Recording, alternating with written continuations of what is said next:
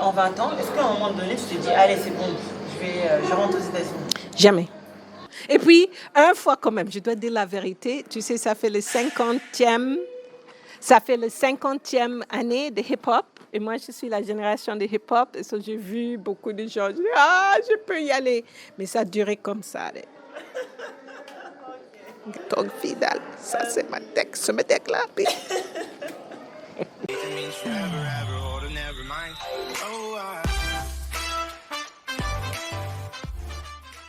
Hello world et bienvenue sur ma chaîne Have a Pic. Moi c'est Sensemilia ou S pour les intimes et sur cette chaîne on parle de voyages, de rencontres sans se ruiner. Il y a aussi d'interviews, de parcours inspirants de personnes qui sont rentrées en Afrique dernièrement que j'ai commencé. Si tu veux donc profiter de mes astuces et de mes folles expériences en termes de voyage ou tout simplement ne rater aucune des témoignages qu'on peut avoir des personnes qui sont rentrées en Afrique, n'hésite pas à t'abonner à cette chaîne, n'hésite pas à activer la cloche de notification, n'hésite pas non plus à me suivre sur les réseaux sociaux et surtout de partager cette vidéo au maximum. C'est parti donc, let's go!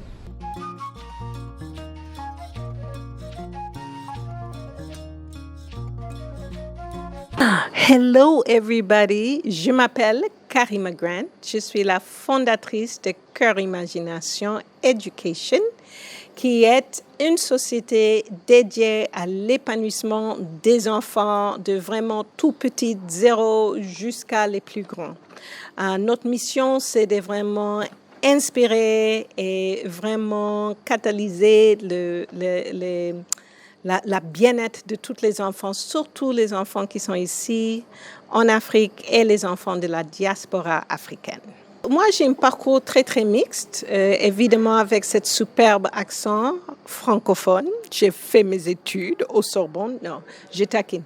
Actuellement, j'ai fait des études aux États-Unis. Mes études étaient toujours autour de l'histoire, anthropologie. Mais très vite, pour des raisons financières, j'étais obligée de quitter l'école, quitter mes études universitaires. Et c'est là où j'ai rentré en l'éducation. So, si vous voulez, c'est là où je faisais une route, une grande tourne à droite.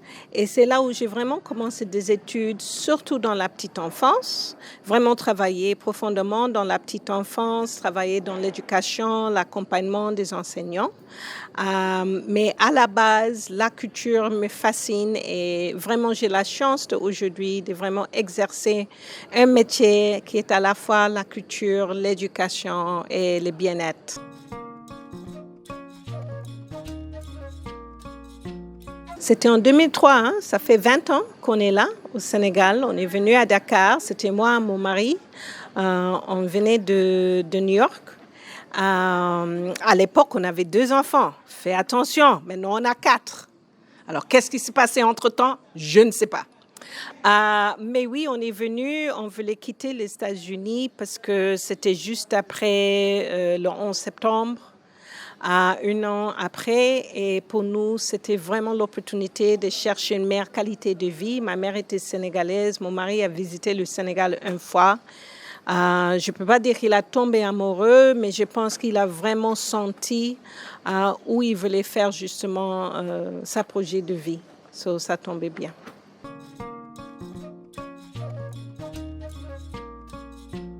« 20 ans auparavant, on a vraiment sauté. On s'est lancé, 2 enfants. Chacun de nous avait 2 valises. So, on est venu avec 8 valises. Si j'ai bien réfléchi, ça devrait être une crainte. Ne fais pas comme nous. Please, don't do that. Follow this woman. Il faut faire comme ce qu'elle te dit. Hein? Mais nous, on a sauté, on n'avait pas de crainte. Je pense que pour nous, on avait peur de rester aux États-Unis. On avait peur de grandir nos enfants là-bas. On avait peur de ne pas prendre le risque. Je pense que pour nous, c'était vraiment décidé. On a trouvé du boulot et puis on s'en sortait. Je me souviens même, 1 an en 2004, on était dans une maison, tu vois, on logeait là-bas. Il y avait plein de les petits problèmes. Peut-être on peut parler, de déménager ici. Et je disais à mon mari, mais c'est tellement difficile. Il a dit oui. Mais on a fait un grand changement de vie. Et c'est là où je me suis rendu compte que, oui, en fait, c'était beaucoup de changements. Mais il n'y a pas un regret. Il n'y a pas un seul regret. Je pense que toutes les opportunités sont là, surtout pour mes enfants. Les deux premières qui sont venues ici, ils avaient 4 ans et 2 ans. Maintenant, ils ont bientôt 25 ans, bientôt 22 ans. Ils ont terminé leurs études universitaires, ils sont dans le monde, mais ils sont profondément, je pense, au cœur sénégalais. Et ça, on ne peut jamais échanger. Il n'y a rien.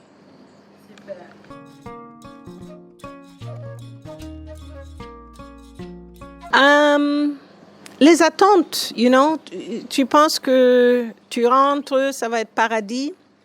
La réalité de beaucoup de Sénégalais, il faut vraiment comprendre de comment ça peut être des contraintes, de comment ça peut présenter des différentes façons de voir le monde, de différentes façons de prendre des décisions que peut-être moi je n'allais pas prendre. C'était très compliqué avec les enfants parce qu'à l'époque, quand j'ai venu, il n'y avait pas beaucoup des activités, surtout des activités que je dis ouvrent le monde aux enfants. Ça, c'était très compliqué, mais pour moi, ça, c'était l'opportunité de les créer. J'avais créé. Financièrement, le Sénégal est très chaud. Hein? C'est cher. Et je pense que souvent, on ne se rend pas compte, parce que les pays d'où on vient, souvent, on dit « Ah oui, c'est chaud, c'est cher ». Mais quand même, pour vivre dans une manière similaire, ça coûte de l'argent. Je ne cache pas. Les relations aussi, parce que quand même, les relations entre moi et mon mari, c'est pas typique pour ici. Et je pense que quand même, il y avait tout ça à gérer, à discuter, à communiquer. Mais je pense que la chose qui est le plus important, c'est qu'il faut que vous trouviez vos valeurs et vos principes. Et je parle de valeurs et principes humains, pas, mon Mercedes, ça me vaut, Il n'y a pas de problème si tu veux ça. Mais si profondément vous pensez que l'être humain est important, si vous pensez que les enfants, on fait tout pour nos enfants, c'est là où vous arrivez à s'en sortir.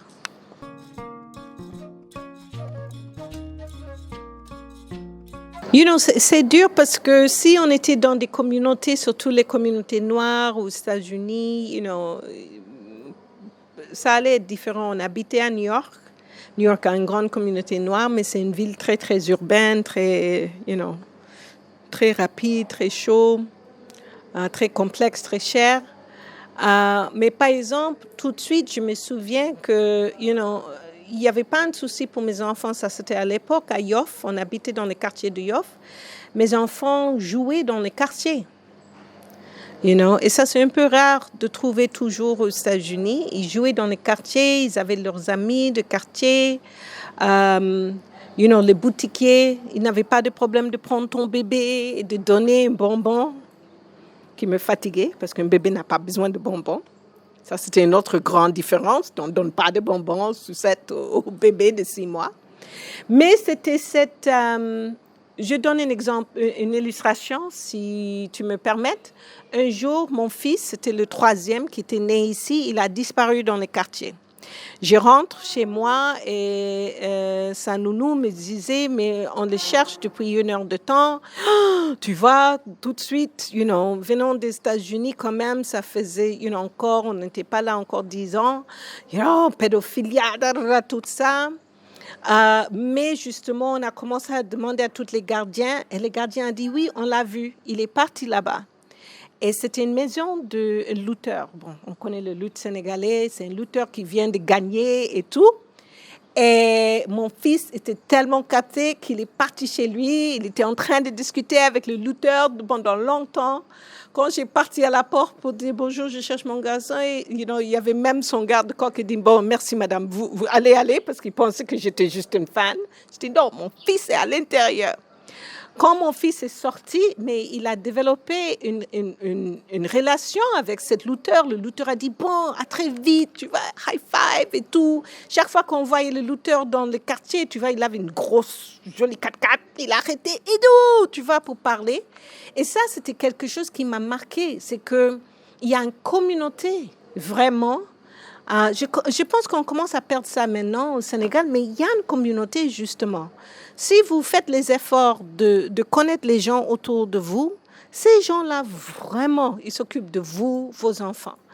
Et je me souviens, la première fois que mes enfants ont retourné aux États-Unis, je les avais discutés, je disais, mais attends, quand tu vas là-bas, tu parles pas à tout le monde, tu salues pas les gens, tu vois, parce que c'était des étrangers. En anglais, we call it stranger danger.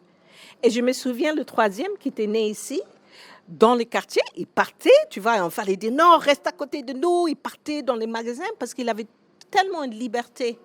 Et tellement, il était habitué à une bienveillance de les gens des quartiers, des gardiens même, des autres femmes.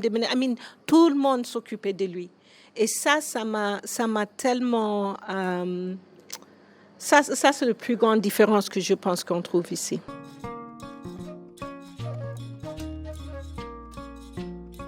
Et je pense qu'ils sont bien perçus quand même. Je pense que si vous êtes venus, mais après ça, il faut trouver maintenant votre, comment on dit ça, votre métier. C'est pas que je viens ici avec un diplôme et je me insère facilement non plus. Mais aussi, il faut que ça nous rende pas aveugles sur les compétences et les capacités de nos pairs qui sont ici, parce qu'il y a beaucoup appris. Moi, avec les diplômes, éducation et tout ça, j'ai appris tellement sur les anciens professeurs du système sénégalais, les inspecteurs, qu'il faut que ça ouvre vos yeux au lieu de fermer vos yeux et vous faites focaliser sur quelque chose.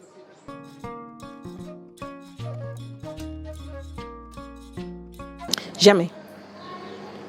Il y a des moments où, par exemple, cette saison récente, on avait tous ces troubles politiques et tout.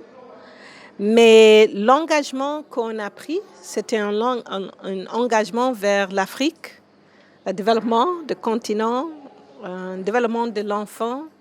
Et quand ces problèmes arrivent, pour moi, c'est OK, comment je contribue?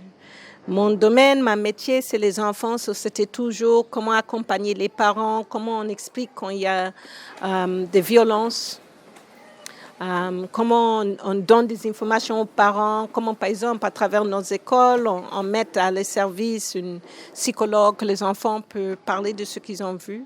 Mais quitter, j'ai du mal.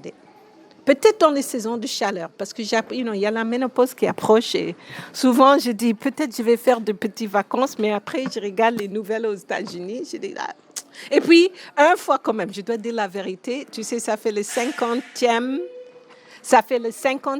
année de hip-hop et moi je suis la génération de hip-hop et j'ai vu beaucoup de gens, je dis je peux y aller, mais ça a duré comme ça.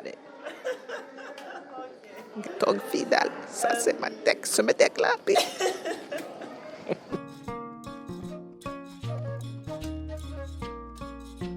Il faut s'approcher des experts parce que chacun de nous, on vient avec des idées et des attentes. Et la réalité est juste carrément différente. Il faut vraiment, je pense que d'abord, se questionner pour se mettre en question, pas dans une manière méchante, mais qu'est-ce que je cherche? Est-ce que ça peut se faire? Qui sont les gens que je dois connaître? Pour ceux-là qui viennent de mon côté du monde, est-ce que je parle français? Est-ce que je parle Wolof? Pour ceux-là qui viennent de l'Europe, parce que j'imagine qu'il y a beaucoup de gens qui viennent de l'Europe. Est-ce que c'est un projet pour 2 ans? Est-ce que c'est un projet à vie? Si vous venez avec des enfants, quelles sont mes attentes pour mes enfants? Parce que souvent, on vient et on veut que nos enfants vivent une réalité africaine alors que nos enfants ne connaissent pas. Recherche. Si tu es un entrepreneur, vraiment réfléchis. Testez sur échelle petite votre idée. Parce que j'ai vu beaucoup d'entrepreneurs qui viennent de l'Europe aux États-Unis avec des idées. Et pour eux, c'est comme il y a une gap dans le marché. Et eux, ils ont la solution. Mais ils n'ont pas compris que non, c'est parce que les habitudes de gens, les moyennes de gens ne vont pas supporter justement. Ce n'est pas seulement une idée qui peut venir. Aussi comprendre que ce n'est pas le final, ce n'est pas la destination, c'est le processus. Quand tu viens, ce n'est pas parce qu'en 3 ans, tu veux habiter sur la petite côte, tu veux avoir ta maison, tu veux avoir ça, et c'est une checklist, check, je suis bien installée. C'est plutôt chaque étape que je vais faire dans ce nouveau pays ou dans ce nouveau projet de vie, chaque processus que j'entame, chaque point que je fais, il y a un apprentissage et prendre le temps de les apprendre.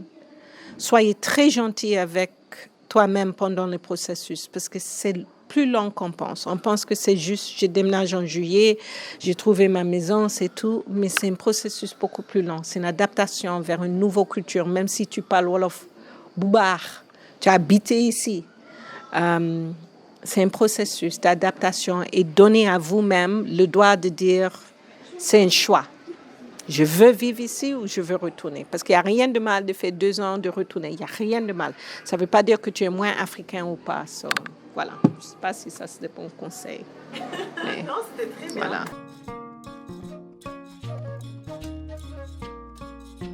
Vous pensez à vos enfants.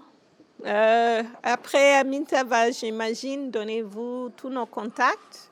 Mais réfléchissez à vos enfants beaucoup, parce qu'un projet de s'installer ici, c'est génial, mais il y a un impact réel sur les enfants, même si les enfants sourient, parce que souvent les enfants ne veulent pas, ils savent que vous ne pouvez pas supporter notre déception. Vraiment, pensez vraiment avant de partir des enfants, pensez, discuter avec eux, impliquez-eux dans cette décision. À part de ça, merci, c'est tellement gentil d'avoir toléré mon accent là. Très, très français. Marseillais, ça vient de Marseille, non? Oui. Marseille, New York.